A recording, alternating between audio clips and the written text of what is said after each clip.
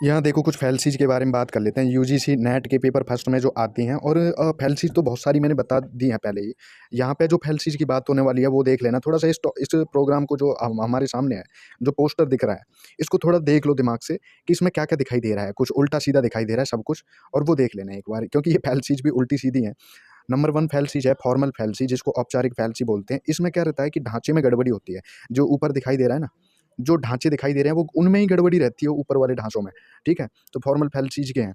ढाँचों में गड़बड़ी रहती है इसे हम जो है स्ट्रक्चर की गलती कहते हैं कि स्ट्रक्चर की ही गलती है और उसी को ही नाम दिया है फॉर्मल फैल्सी। क्या है जब तर्क का रूप या स्ट्रक्चर ही गलत हो जाए, चाहे बात सच भी हो, चाहे कोई भी हो या हम सच कह रहे हैं, लेकिन जिस तरीके से उसे पेश किया जाए ना, जिस तरीके से उसे बोला जाए कि आगे की पीछे, पीछे की आगे तोड़-मरोड़ करके और एक गलत गलत इम्पैक्ट पड़ता है, गलत तरीके से समझ में आती है।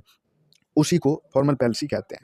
कैसे पहचानें? ये केवल डिडक्टिव आर्गुमेंट, निगमनात्मक तर्क वे तर्क होते हैं जिनमें नियम पहले नियमों की बात होती है, उसके बाद में उदाहरण दिए जाते हैं और ये इसी तरीके की हैं। अगर हम इन वाक्यों को ध्यान से पढ़ेंगे तो सिर्फ़ उनका पैटर्न देखें, तो भी गलती पकड़ में आ जाएगी। जैसे कि आसान उदाहरण है कथन 1 सभी अरबपति अमीर हैं, ठीक है? दूसरा कथन है बिल गेट्स अमीर है। तीसरा है इसलिए बिल गेट्स अरबपति है। तो देखो 2 कथनों को मिला कर के तीसरा अपने आप उसने बना दिया और तीनों में अलग-अलग ही बात हो रही है और एक तरीके से तीसरा जो है वो दूसरे दोनों की गलती है, दोनों जो वाक्य बोले हैं। तो मतलब वो सही नहीं है, मतलब गलती हो गई यहाँ बोलने में। ऐसा बोला जा सकता है कि अ, बिल गेट्स एक अरबपति हैं, ठीक है? और सभी अमीर अरबपति नहीं होते लेकिन बहुत सारे लोग अमीर हो सकते हैं। अब नीचे देख लेते हैं कि क्या गड़बड़ी क्या है। सुनने में सही लग रहा है क्योंकि बिल गेट्स वाक़ई और अरबपति हैं, लेकिन लॉजिक के हिसाब से ये स्ट्रक्चर जो है गलत है। अमीर तो कोई भी हो सकता है, ज़रूरी नहीं कि वो अरबपति ही हो या ऐसा ही है जैसे कहना जैसे हम कह रहे हैं कि सभी शेर जानवर होते हैं और सभी कुत्ते भी जानवर होते हैं, इसीलिए कुत्ता शेर है। ऐसा नहीं है ना?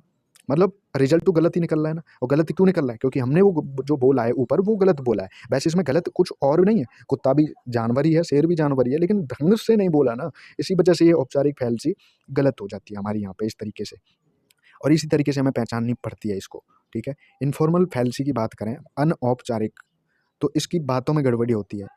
इसे हम एक कंटेंट या भाषा की गलती समझ सकते हैं और इसमें एक कंटेंट या भाषा की ही गलती होती है। इसमें हम अपनी भाषा का ही गलत यूज़ करते हैं। क्या है?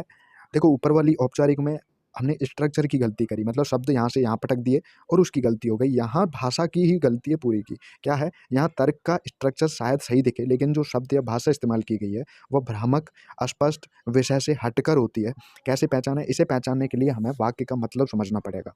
यह अक्सर इंडक्टिव आर्ग्यूमेंट्स में होती है। इंडक्टिव में क्या रहता है? पहले उदाहरण रहता है और जैसे कि आम खाया, आम खट्टा लगा और उसके बाद नियम देखेंगे कि जितने भी खट्टे आम दिख रहे हैं, जितने भी उस कलर के आम दिख रहे हैं, जो हमने खाया, वो सारे खट्टे होंगे, इस तरीके से। उसको आगमनात्मक तर्क बोलते हैं और आम बोलचाल में। इसका उदाहरण देख लेते हैं, अनौपचारिक फैल्सी का। हमें राहुल की बात नहीं माननी चाहिए कि धूम्रपान बुरा है, क्योंकि राहुल खुद धूम्रपान करता है। हमें राहुल की बात नहीं करनी चाहिए, नहीं माननी चाहिए क्योंकि राहुल ये कहता है कि धूम्रपान बुरा है, पर राहुल खुद भी तो धूम्रपान करता है। अब देखो राहुल खुद धूम्रपान करता है इसीलिए तो वो जान पाया कि धूम्रपान गलत है, धूम्रपान नहीं करना चाहिए क्योंकि वो बीमार हुआ या कुछ भी हुआ उसके साथ में। अब इसमें गलत चीज़ हमने रख दी, हमने गलत शब्दों का यूज़ कर दिया इसमें। गड़बड़ी कहाँ हो गई यहाँ देख लेते हैं, यहाँ तर्क के स्ट्रक्चर में दिक्कत नहीं है, बल्कि बात को भटकाया गया है। राहुल स्मोक करता है या नहीं, इससे यह तथ्य नहीं बदलता कि स्मोकिंग बुरी है।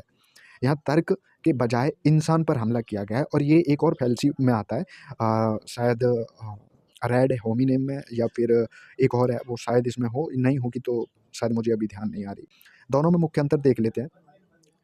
गड़बड़ी कहाँ होती है? फॉर्मल जो फैल्सी रहती है वहाँ तर्क का स्ट्रक्चर या ढाँचा गलत रहता है। पकड़ना कैसे है? सिर्फ़ पैटर्न देख कर के पता लगा सकते हैं, अगर ढाँचा इधर-उधर हो तो। उदाहरण ए बराबर बी होगा और सी बराबर बी होगा और ए बराबर सी रख दिया जाएगा, यह गलत स्ट्रक्चर है। ए बराबर बी और सी बराबर भी बी रख दिया और ए बराबर सी रख दिया। और यूजीसी की अगर टिप्स की बात करें तो ये स्लोगिज़्म के नियमों को तोड़ने जैसा है। इसको छोड़ो, इनफॉर्मल फैल्सी, अनौपचारिक फैल्सी, इसको तर्क दोष, फैल्सी का मतलब होता है गड़बड़, शब्दों की गड़बड़ी, ठीक है? दोष अनौपचारिक को देख लो, तर्क की भाषा या कंटेंट में गड़बड़ी होती है। तर्क की भाषा में गड़बड़ी होगी या कंटेंट में गड़बड़ी होगी, अंदर छुपी हुई होगी, मतलब समझने के बाद पता चलता है कि यहाँ गलती है। तुम चुप रहो क्योंकि तुम बच्चे हो। ये तुम चुप रहो क्योंकि तुम बच्चे हो, ये विषय से भटका रहा है और इसी को ही हम इनफॉर्मल फैलेसी बोलेंगे। इसमें शब्दों का खेल होता है, जैसे रेड हेयरिंग और स्ट्रोमैन। स्ट्रोमैन का मतलब है तोड़-मरोड़ करके या फिर व्यक्ति पर ही लांछन लगा देना, उल्टा उसी पर आरोप लगा देना, ठीक है?